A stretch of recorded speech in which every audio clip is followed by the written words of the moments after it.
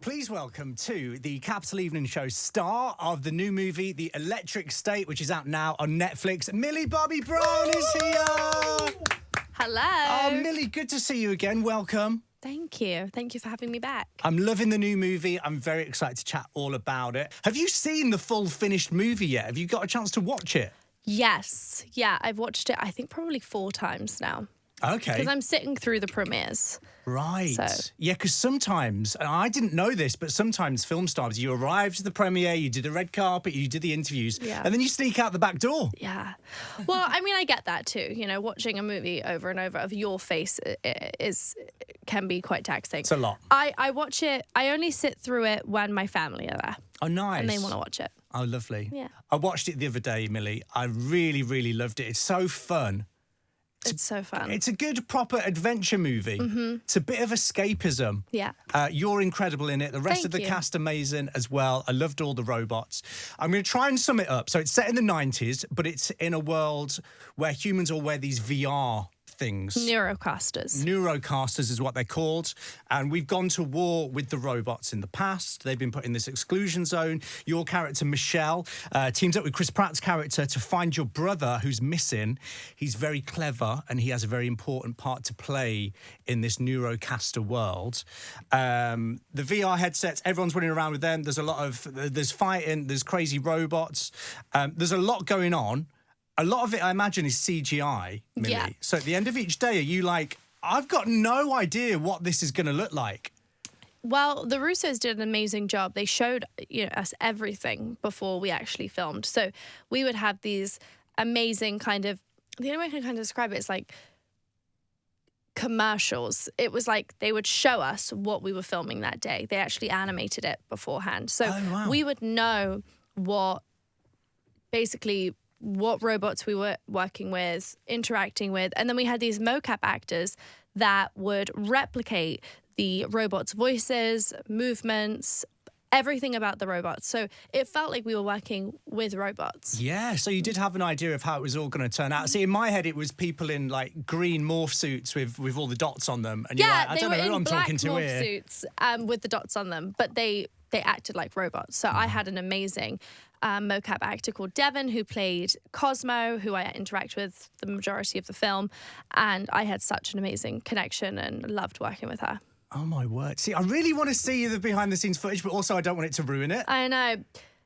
I think it's cool to look at it. I think it's cool because you get to see how it's so impressive how they're able to do it. Yeah, it's amazing. Yeah. You and Chris Pratt are incredible together on screen. He Thank seems you. like a lot of fun to work with. Did you have a laugh working, or is it all serious? We're in work mode. I don't think Let's get on with anyone it. could work with Chris Pratt and not have the most fun ever. He is such a gentleman, such a pro, so funny, a great friend, obviously a great husband and dad. Was basically, if he wasn't working with us, he was on a plane home to go see them.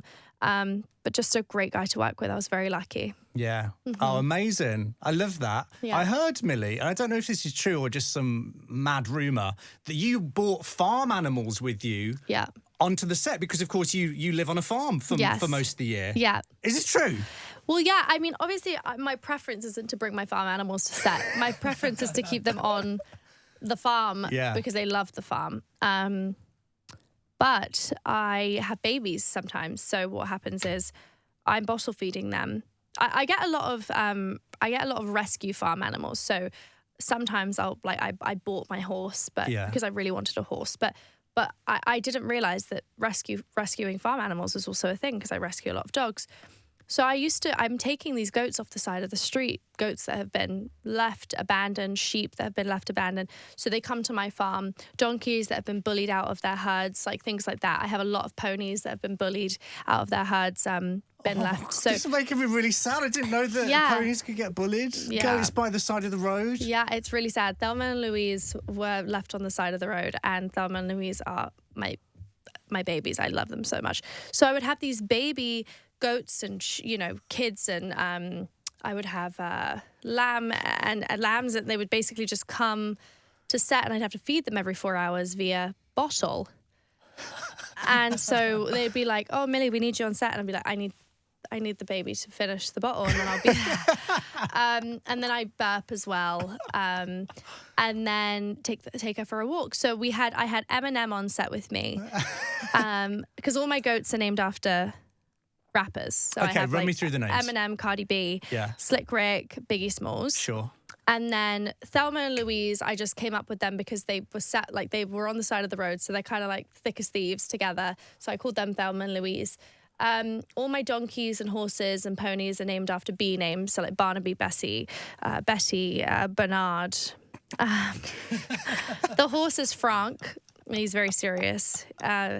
And he likes to be called Frank. And I actually didn't know that it's the first time owning a horse, I didn't know that you can't like cut their mane, like, because it's like you don't do that. I didn't know that. Why not? But like you just shouldn't cut, because it's like takes a really long time to grow back. Oh, right. But obviously me being a first time horse owner, I was like, it's in his eyes, it's bothering let's him. give him a haircut. So I just got my scissors and cut across his mane, and now he has this like very French bang, and his name is Frank, and it's all very fitting. But when I told my horse friends that I did that, they were horrified. I've never been more embarrassed in my whole life. And they're like, it's never going to grow back. And actually, it's grown back. So Frank is missing the bang, might I add. He is missing the French. It sounds like he was absolutely rocking it. See, I had no idea that you can't cut a horse's mane. I've learned something there as well. Not the front part, not the front part. Leave it where it is. Yeah. I mean, it's the most incredible mental image, Millie. I'll be honest. You on set, sort of armfuls of goats. Yeah, I mean, feeding them, burping them. And the thing is with my farm animals, when I start to take care of them, they follow me everywhere because they really do see me as mum. So like I'll be on set, and if they hear me, see me, they will and all you hear on the other side of the studio is just their cries. But they gain a really great relationship with my husband, so we are able to kind of split I love the time. it. I love your extended animal family. That's so cute. Yeah. I bet the sound guy absolutely hated it. Like, Yeah. we need to go again. I've got Do you a know goat what? barring in the background. The crew loved the animals. We're holding the animals. It's great for morale. It's great to keep up that kind of, morale. Everybody loves animals. I'm going to watch this in a whole new way now. Yeah, you should. I'm thinking, there you go. You're probably thinking, oh, the goat needs feeding. Goat needs feeding. The goat its bottle. Yeah.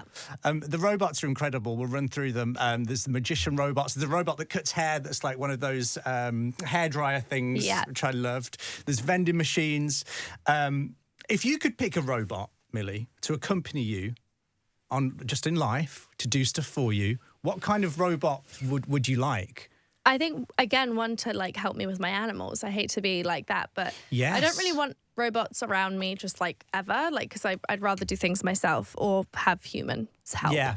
But if it meant like to help me walk my dogs, I have a lot of dogs, so if it'd be an extra pair of hands. You almost need like an octopus robot with lots of hands that can be feeding the goats and walking the dog. Yeah. Hold the leashes, pick up the poo, like all of those things. Nobody likes picking up the poo. No, so I'd rather put that to a robot. Yeah, absolutely. But then that would cause an uprising, I think, which speaks into the film. So yeah. Well, exactly. Yeah, there you go. Exactly. You never know. Be careful what you wish for. If robots did take over the world, Millie, let's imagine that for a second. Who's the person you're calling? Who would you team up with to try and escape? I guess my husband. I mean, I really hate to be that boring. No, that's good. My husband is like... What skills would he bring to the party, and what skills would you bring to the party? He would keep me calm. Okay. I would freak out. Yeah. Understandable if That robots would be have it. taken over, That would I think. literally be all it is. He's the calming force. Yeah. That's good. My That's dad nice. is also, though. My dad would be a good shout. My dad is really smart, like very, he likes to think. He's always very strategic. Quite practical? He knows things before they're going to happen. He's one of those guys. He thinks 5 steps ahead all the time. So I feel like I would survive quite a while. Whereas I think Jake and I would die, but at least we would die. We wouldn't make it because we're not fighters. We're just not. And you'd be wanting to bring all the goats with you. It'd be a disaster. It would be a disaster. Everything would be slowing down because I would have to basically bring every single animal, herding all the sheep, and it would be a nightmare. There's a great line in the movie about Saturday morning cartoons because the yellow robot is called Kid Cosmo, and that was a Saturday morning kids TV show in the movie. Did you grow up watching kids TV? Yes. What was your thing like? What was your era of kids television? That's So Raven, Hannah Montana, Wizards of Waverly Place, Good Luck Charlie, Jessie.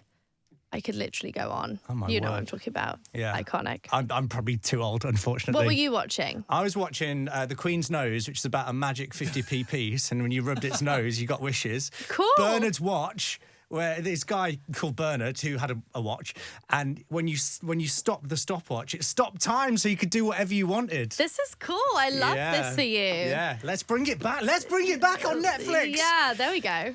Stanley Tucci's also in the movie. He's such a good baddie because you sort of he's got that like likable baddie thing, which is a really difficult thing to do. He's known for his love of food. Right. He's done loads of programs about food and stuff. Right. Was he bringing incredible food on set? Was he giving you restaurant recommendations? I was never able to work with him. I actually met him like a week ago for the first time because we were never doing scenes together. No, of course. So I never got to try his food. Next time. Next time. Actually, next time, yeah. You've done so many great Netflix projects over the years. Stranger Things, Enola Holmes, Damsel, and now The Electric State, of course, which we are talking about. But my question to you is, Millie, do you get a free Netflix account as part of this, or do you have to pay? Because I was chatting to Leo Woodall the other week. You know the actor Leo Woodall? I love him. He said he's still using his mum's account. Yeah, do you know what? I'm like that too. I'm still using my parents' account. I'm still using my parents' account. I kind of refuse to pay for the subscription because my parents pay and I'm still a child in my eyes, you know, and in their eyes. Yeah. So yeah, like I'm part of the family deal. Yeah, absolutely. Speaking of other projects, just quickly, I know it's come up loads and loads, but are you... Please say yes. Are you going to play Britney Spears in a Britney Spears biopic? Because this needs to happen. I know that you love her. I think you'd be incredible. I'm a huge Britney fan. Is this happening or what? I don't know. I've not been, you know, obviously I know that everybody's kind of creating their own narrative. Because we want it to happen. I respect that. I love that. I know that I think... You know, everything's in the talks, but for me personally, you know, if it's done, you know, basically if with or without me, I am so excited for it, and I think it's going to be a brilliant story, with a brilliant, you know, core, which is Britney. Yeah. So, yeah. Amen to that, Millie.